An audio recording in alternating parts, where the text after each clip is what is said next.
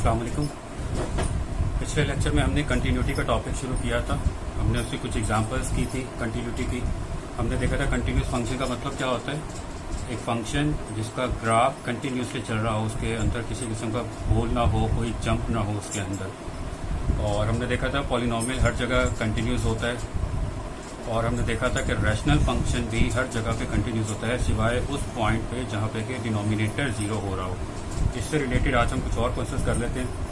ये क्वेश्चन हमने लिए कैलकुलस की बुक में से, Howard and author 10th edition, page 118 है, एक्सरसाइज सेट 1.5। इसकी हम एक्सरसाइज करेंगे 11 से 22 तक। कुछ इनमें से मैं आपको करवा दूंगा, बाकी आप लोग फिर इसमें खुद देखिएगा। नंबर 13 हम इसमें से कर रहे हैं, f of x equal x plus 2 divided by x square plus 4। ये एक रैशनल फंक्शन है, मतलब कि न्यूमरेटर एक पॉलिनोमियल है और डिनोमिनेटर भी एक पॉलिनोमियल है। और रैशनल फंक्शन हर जगह कंटिन्यूस होता है, बस वहाँ पे कंटिन्यूस नहीं होता जहाँ पर डिनोमिनेटर जीरो हो रहा होता है। तो यहाँ पर हम डिनोमिनेटर एक्स स्क्वायर प्लस 4 है, इसको जीरो के इक्वल लेंगे। इसको सॉल्व करेंगे, एक्स स्क्वायर इक्वल -4। अब किसी भी रियल नंबर का स्क्वायर लें तो नेगेटिव नहीं आ सकता। इसका मतलब है कि ये एक्स रियल नंबर नहीं है। इसका मतलब क्या हुआ कि एक्स स्क्वायर प्लस 4 कभी भी जीरो नहीं होगा। या वैसे भी देख लें, आप एक्स की यहाँ पे कोई भी वैल्यू पुट करेंगे तो स्क्वायर की वजह से उसने पॉजिटिव ही रहना है या पॉसिबली जीरो। और उसके अंदर जब प्लस 4 ऐड करेंगे तो उसने कभी भी जीरो नहीं होना। जीरो होने के लिए जरूरी था कि ये -4 होती टर्म, तो ये टर्म -4 कभी नहीं हो सकती इस स्क्वायर की वजह से। इसका मतलब है कि ये फंक्शन हर जगह पर कंटिन्यूस है। So f is continuous everywhere.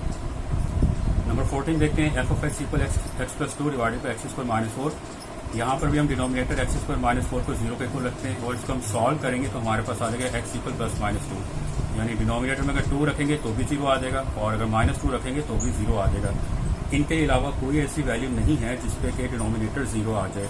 तो इसका मतलब कि ये फंक्शन 2 और -2 पे कंटिन्यूस नहीं है। So f is not continuous at x equal plus -2, बाकी हर जगह पे कंटिन्यूस है। नंबर 17 देखते हैं, f of x equal 3/x plus x -1 divided by x square -4। अब ये दो फंक्शंस का सम है। ये एफ ऑफ एक्स एक फंक्शन है जो कि असल में सम है इन दो फंक्शंस का। तो हमें इसको अलग से देखना है कि ये कहाँ पर कंटिन्यूस नहीं है और इसको अलग से देखना है कि ये कहाँ पे कंटिन्यूस नहीं है। तो ये दोनों रैशनल फंक्शन है, ये रैशनल फंक्शन है, ये भी रैशनल फंक्शन है। ये हर जगह कंटिन्यूस होगा सिवाय इसके जहाँ पे डिनोमिनेटर जीरो होगा। इसी तरह ये भी हर जगह कंटिन्यूस होगा सिवाय इसके जहाँ पे ये डिनोमिनेटर जीरो होगा। तो हम इस डिनोमिनेटर को जीरो के को रखते हैं और इस डिनोमिनेटर को भी जीरो के को रखते हैं, सॉल्व करते हैं। यहाँ से तो एक्स इक्वल जीरो ही आएगा हमारे पास। इसको अगर हम सॉल्व करें, X square equal 1 square root लेंगे तो आ जाएगा प्लस -1। तो एक्स की वैल्यू यहाँ से मिली 0 और यहाँ से 1 एंड -1। तो ये हमने यहाँ पे लिख दिया, एक्स इक्वल 0 1 -1। तो ये वो वैल्यूज है जिनके ऊपर एफ ऑफ एक्स कंटिन्यूस नहीं होगा। ये नीचे हमने लिख दिया है। नंबर 19 देखते हैं, f of x equal x square plus 6x plus 9 divided by absolute of x plus 3। ये भी एक रैशनल फंक्शन है, न्यूमरेटर एक पॉलिनोमियल है, डिनोमिनेटर भी एक पॉलिनोमियल है। ये बिला शुबा एक एब्सोल्यूट वैल्यू फंक्शन है, लेकिन बहरहाल ये इसको जब हम एक्सपेंड करेंगे, इसको एब्सोल्यूट रिमूव करेंगे तो ये हमारे पास पॉलिनोमियल ही आएगा। तो ये एक रैशनल फंक्शन है। तो इसकी कंटिन्यूटी भी वैसे ही चेक करेंगे, इसका डिनोमिनेटर इसको जीरो के ऊपर लेंगे। इसको सॉल्व करके एक्स की वैल्यू फाइंड आउट करने की कोशिश करते हैं। ये 3 इधर आएगा -3। अब absolute value of x equal -3 ये पॉसिबल नहीं है। क्यों नहीं है? एब्सोल्यूट और एब्सोल्यूट के अंदर जो भी कोई रियल नंबर रखेंगे वो डेफिनेटली हमारे पास पॉजिटिव आएगा या फिर जीरो आएगा, नेगेटिव कभी भी नहीं आ सकता। इसका मतलब क्या हुआ कि ये डिनोमिनेटर कभी भी जीरो नहीं होगा, एक्स की किसी भी वैल्यू के लिए जीरो नहीं होगा। आप यहाँ पे चेक कर लें, वैसे भी अगर आप एक्स यहाँ पे कुछ भी पुट करेंगे तो ये वैल्यू हमारे पास या तो पॉजिटिव रहेगी या फिर जीरो, और उसको जब 3 ऐड करेंगे तो ये ओवरऑल जीरो कभी भी नहीं बनेगा। इसका मतलब कि ये फंक्शन भी हर जगह पे कंटिन्यूस है। So f of x is continuous everywhere. तो फॉर एग्जांपल देख सकते हैं, question 21, f of x equal 2x plus 3 when x is less than equal to 4, 7 plus 16x when x is greater than 4। ये हमारे पास piecewise function है। Piecewise function क्या होते हैं पिछले लेक्चर में भी आपको बता दिया था। अब ये डोमेन ब्रेक हो रही है 4 पे। तो जिस पॉइंट के ऊपर डोमेन ब्रेक होती है, हमारे लिए बेहतर यही रहता है कि उस पॉइंट से पहले अलग से कंटिन्यूटी चेक कर लें, उस पॉइंट के बाद अलग से चेक कर लें और एग्जैक्टली उस पॉइंट के ऊपर अलग से चेक कर लें। यानी कि ये अगर हमारे पास रियल लाइन है, ये डोमेन ब्रेक हो रही है 4 पे, तो 4 से पहले जो इंटरवल है उस पर अलग से चेक कर लें, 4 के बाद जो इंटरवल है उस पर अलग से चेक कर लें और 4 के ऊपर अलग से चेक कर लें। तो इसको हम 3 हिस्सों में चेक करेंगे। पहले हम ले लेते हैं फॉर एक्स लेस देन 4। 4 से लेस अगर है तो उसके फंक्शन का फॉर्मूला क्या है, x लेस देन 4 यहाँ लिखा है, तो ये होगा फंक्शन का फॉर्मूला। तो हमारे पास आ जाएगा f(x) equal to x plus 3। अब अगर देखें तो ये पॉलिनोमियल है और हमने देखा था कि पॉलिनोमियल हर जगह कंटिन्यूस होता है। इन पर्टिकुलर 4 से लेस जितने भी रियल नंबर है तमाम के ऊपर ये कंटिन्यूस होगा, तो हमें इस पर बाकायदा लिमिट वगैरह लेने की जरूरत नहीं है। x लेस देन 4 के लिए हमने देख लिया, x ग्रेटर देन 4 के लिए भी देख लेते हैं। 4x greater than 4 f(x) equal, अब देखिए x ग्रेटर देन 4 कहाँ पे है, यहाँ पे x ग्रेटर देन 4, तो फंक्शन का फॉर्मूला ये है 7 + 16/x, 7 + 16/x। अब ये देखिए ये पूरा का पूरा रैशनल फंक्शन है। आप इसका अगर सिंप्लीफाई करना चाहें तो कर भी सकते हैं, इसका आप एलसीएम ले लें तो ये रैशनल फंक्शन बन जाएगा। इनफैक्ट है रैशनल फंक्शन ही, अभी जरा डिफरेंट फॉर्म में लिखा हुआ है। ये रैशनल फंक्शन भी कहाँ पे कंटिन्यूस नहीं है, सिर्फ वहां पे नहीं है जहां पर कि इसका डिनोमिनेटर 0 है, और डिनोमिनेटर इसका 0 कब होगा, जब x 0 होगा। f is not defined for x equal 0। लेकिन अगर हम गौर करें तो x इक्वल 0 तो हमारे पास है ही नहीं। क्यों नहीं है, क्योंकि हम तो वैल्यूज अभी ले रहे हैं x ग्रेटर देन 4 से ग्रेटर जाएंगे तो 0 तो यहाँ पे कहीं भी नहीं आएगा, तो 0 को हम यहाँ पे कंसीडर करेंगे ही नहीं। 0 को हम पहले कंसीडर कर चुके हैं, जब हम ले रहे थे x लेस देन 4, पहले हम 0 को कंसीडर कर चुके, तो 0 तो यहाँ पर है ही नहीं। तो ऐसी कोई वैल्यू नहीं है जहाँ पे कि इस फंक्शन का डिनोमिनेटर 0 हो, इसलिए ये रैशनल फंक्शन हर जगह पे कंटिन्यूस है फॉर x ग्रेटर देन 4। हमने लेस देन 4 पे चेक कर लिया, ग्रेटर देन 4 पे चेक कर लिया, अब हम चेक करेंगे x इक्वल 4 पे कंटिन्यूटी। x इक्वल 4 पे कंटिन्यूटी चेक करनी तो हमें उसमें क्या क्या चेक करना है, हमें चेक करना है कि फंक्शन 4 पे डिफाइंड है या नहीं। सबसे पहली चीज ये देख लेंगे और इसके बाद देखेंगे कि 4 के ऊपर लिमिट एग्जिस्ट करती है या नहीं करती, और फाइनली फिर हम देखेंगे कि क्या लिमिटिंग वैल्यू और फंक्शन की वैल्यू दोनों इक्वल हैं या नहीं। तो सबसे पहले देखते हैं for x equal 4, if x equal 4 then f(x) किसके इक्वल होगा, ये फंक्शन देखें यहाँ पे x इक्वल 4 यहाँ पे है, तो f(x) का फॉर्मूला ये नहीं होगा, ये वाला होगा f(x) equal to x plus 3, तो वो हमने यहाँ पे लिख दिया if x equal 4 then f(x) equal to x plus 3। तो हमें पहले फंक्शन की वैल्यू फाइंड करनी है 4 पे, तो इस x की जगह पे 4 पुट कर दें, f(4) इक्वल टू इस x की जगह पे 4 आ जाएगा प्लस 3 ऐसे ही रहेगा, सिंप्लीफाई करके 11 आ गया। तो ये फंक्शन डिफाइंड है। तो कंटिन्यूटी की तो 3 कंडीशन लिखवाई थी, पहली कंडीशन सेटिस्फाई हो रही है कि फंक्शन डिफाइंड है। दूसरी कंडीशन हम क्या थी हमारे पास, हमें लेनी है लिमिट, तो लिमिट हमें 4 पे इवेल्युएट करनी है। अब ये हमें नजर आ रहा है कि 4 से पहले और 4 के बाद फंक्शन का फॉर्मूला अलग है, तो फिर इसके लिए हम क्या करेंगे, हम 4 से पहले यानी कि लेफ्ट लिमिट यानी कि जो लेफ्ट हैंड लिमिट है वो अलग से कैलकुलेट करेंगे, और 4 के बाद लिमिट यानी कि जो हमारी पॉजिटिव लिमिट है उसको हम अलग से कैलकुलेट करेंगे। पहले हम ये ले लेते हैं नेगेटिव साइड से, यानी कि left hand side limit. If x approaches to -4 then f(x), अब अगर x 4 को अप्रोच कर रहा है लेफ्ट साइड से, तो फिर हम फंक्शन का फॉर्मूला दोनों में से कौन सा लेंगे। 4 माइनस का मतलब क्या है, ये नंबर हमारा 4 को अप्रोच कर रहा है लेफ्ट साइड से, यानी कि 4 से थोड़ा सा कम है, 4 से कम, तो x 4 से कम कहाँ पे है, यहाँ पे, तो फंक्शन का फॉर्मूला आएगा 2x प्लस 3। तो हम लिख देते हैं यहाँ पे if x approaches to 4 from left hand side then f(x) equal 2x plus 3। तो लिमिट इवेल्युएट करेंगे, limit x approaches to 4 minus f(x) equal limit x approaches to 4 minus 2x plus 3। अब ये तो पॉलिनोमियल है, तो पॉलिनोमियल की limit कैसे evaluate होगी, बस 4 को इस x की जगह पुट कर देंगे तो सिंप्लीफाई करके 11 आ जाएगा। ये हमारी लेफ्ट हैंड लिमिट आ गई जो कि एग्जिस्ट कर रही है। अब हम फाइंड आउट करेंगे राइट हैंड लिमिट, यानी कि पॉजिटिव साइड से लिमिट 4 प्लस। अब देखिए 4 प्लस का मतलब क्या, 4 से थोड़ा सा ज्यादा नंबर। अब 4 से ज्यादा नंबर कहाँ पे है, x ग्रेटर देन 4 यहाँ पे है, तो फंक्शन का फॉर्मूला ये होगा f(x) इक्वल 7 + 16/x, ये आ जाएगा। If x approaches to 4 from positive side then f(x) equal 7 + 16/x, so limit x approaches to 4 plus f(x) equal limit x approaches to 4 plus इस f(x) की जगह पे आ जाएगा ये 7 + 16/x। और ये एक रैशनल फंक्शन है, और रैशनल फंक्शन की लिमिट कैसे वैल्यूएट करते हैं, इसमें भी बस हम x की जगह पे 4 पुट कर देते हैं, अगर तो डिनोमिनेटर 0 नहीं हो रहा तो। अगर 0 हो रहा था फिर हम देखते हैं कुछ और, लेकिन यहाँ पे 4 पुट करने से 0 नहीं हो रहा, तो हमने डायरेक्टली x की जगह पे 4 पुट कर दिया, सिंप्लीफाई किया तो 11 आ गया। अब देखें limit x approaches to 4 plus f(x) equal limit x approaches to 4 minus f(x) equal 11। Left hand limit right hand limit दोनों 11 आ गई, इसका मतलब है कि जो 2 साइडेड लिमिट है वो भी 11 आ गई है। इसका मतलब सेकंड कंडीशन भी हमारे पास होल्ड कर रही है कि इस फंक्शन की 4 पे लिमिट एग्जिस्ट कर रही है। थर्ड कंडीशन में क्या चेक करनी थी कि क्या फंक्शन की वैल्यू ये और फंक्शन की लिमिटिंग वैल्यू ये, क्या ये दोनों इक्वल हैं, तो वो हमें नजर आ रहा है। फंक्शन की 4 पे वैल्यू 11 है और फंक्शन की 4 पे लिमिटिंग वैल्यू वो भी 11 है, तो इसका मतलब क्या हुआ कि ये फंक्शन कंटिन्यूस है हर जगह पे। लेस देन 4 के लिए हमने चेक किया था कंटिन्यूस है, हमने ग्रेटर देन 4 के लिए भी चेक कर लिया था कि कंटिन्यूस है, और इक्वल टू 4 पे भी चेक कर लिया कि ये कंटिन्यूस है। तो हम कहेंगे कि एफ इज कंटिन्यूस एवरीवेयर, इसका कोई पॉइंट ऑफ डिसकंटिन्यूटी नहीं है।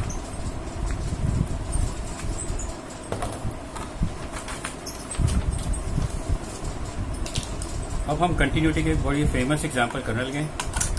लिमिट्स में भी एग्जांपल आती है और कंटिन्यूटी में भी आती है एग्जांपल, बहुत फेमस एग्जांपल है। Check the continuity of f of x equal absolute of x. ये हमने कंटिन्यूटी चेक करनी है। जब एब्सोल्यूट वैल्यू फंक्शन आ जाता है तो इसकी कंटिन्यूटी चेक करने के लिए हमारे लिए बेहतर होता है कि पहले हम इसको पीस वाइज फंक्शन के तौर पर लिख लें। और पीस वाइज फंक्शन के तौर पर हमने कैसे लिखना होता है, जो एब्सोल्यूट है उसके अंदर जो भी फंक्शन है उसको आप 0 के इक्वल रख के सॉल्व कर दें, 0 के इक्वल रख के सॉल्व कर रहे हैं। ये एक्स है, इसको 0 के इक्वल रख के सॉल्व करें।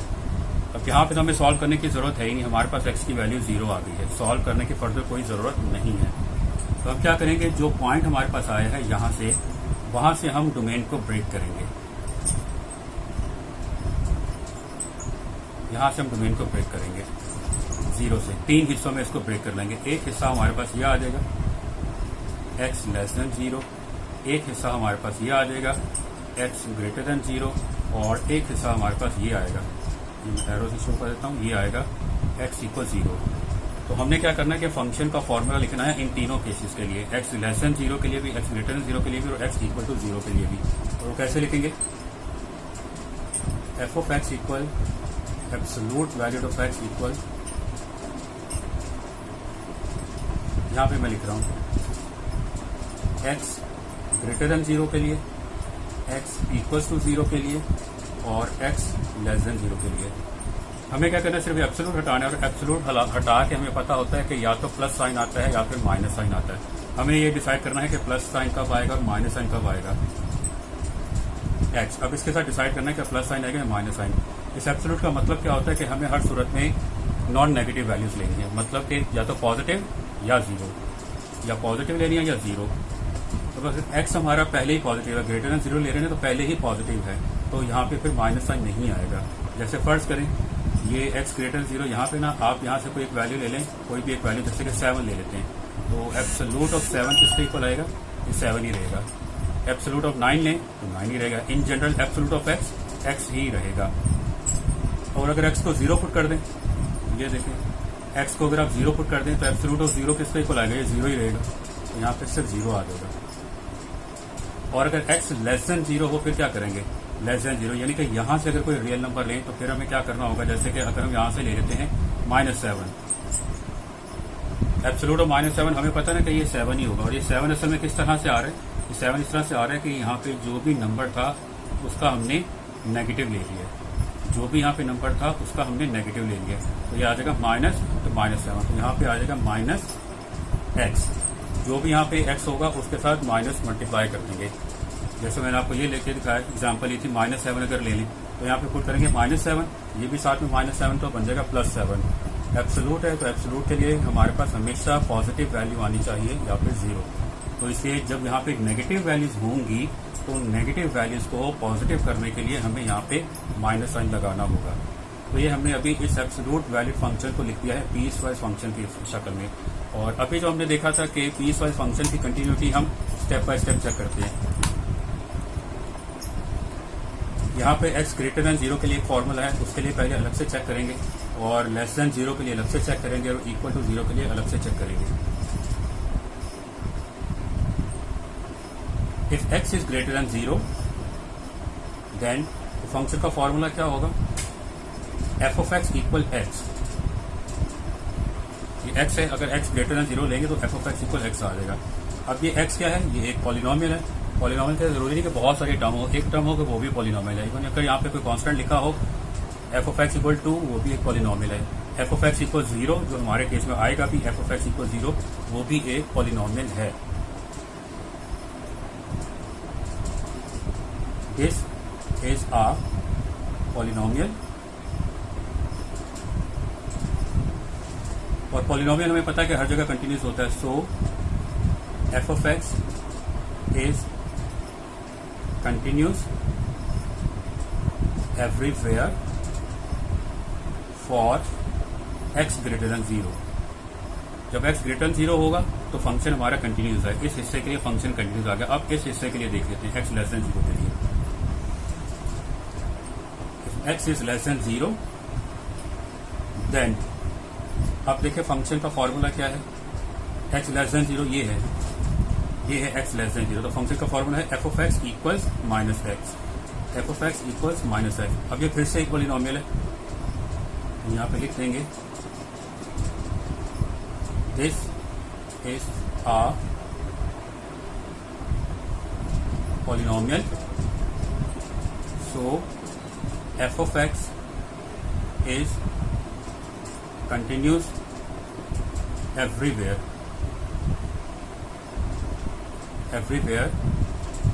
for x less than 0।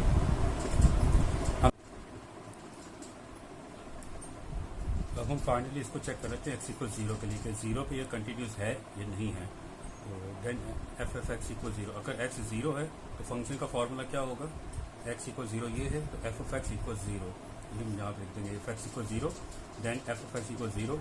अब हमने 0 पे वैल्यू वैल्यूएट करनी तो इस x पे 0 पुट करेंगे, यहाँ पर तो है 0 तो ये 0 आ जाएगा।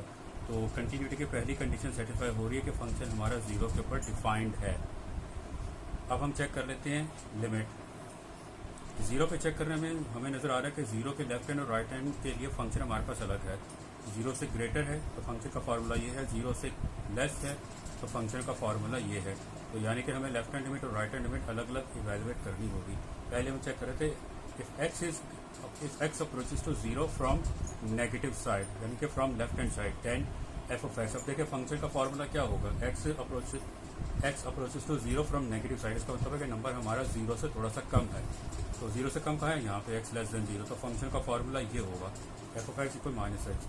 If x approaches to 0 from negative side then f of x equal minus x.